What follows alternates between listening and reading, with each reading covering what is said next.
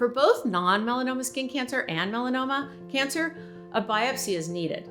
Usually a dermatologist will use a shave biopsy where a local anesthetic is applied to the skin and an instrument is used to scoop out most of it. Then a pathologist will look at it under the microscope to determine if it's cancer, and if so, how advanced it is.